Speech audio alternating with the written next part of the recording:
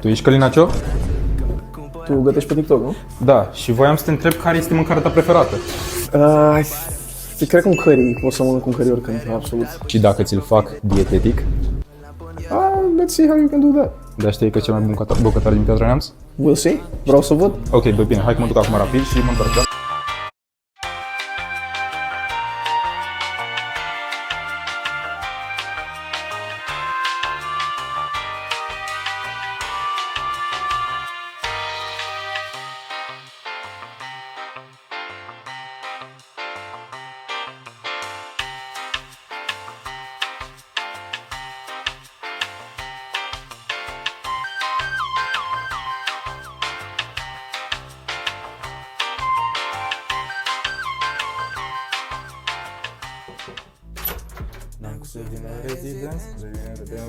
Chiar că la hotel, da.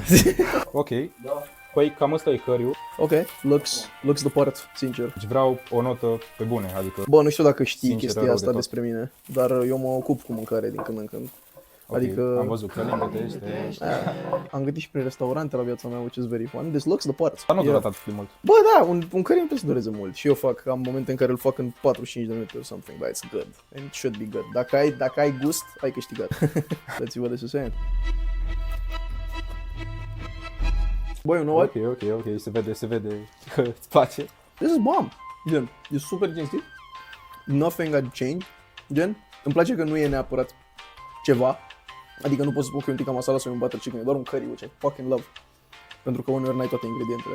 Și îmi place. Are flavor, are gust, are sare, which is the most important thing. Nu Chiar am uitați să folosit puneți niște sare. ingrediente foarte simple, adică nu am încercat să-l fac complicat. Și e cu iaurt grecesc, 2%. Mamă, proteină. Parcă îmi vine să fac flotări acum. Genuinely fucking good. Yeah, bravo. Dar da, Jos Pălăria, 100% cel mai bun bucătar din Piatra Neamț.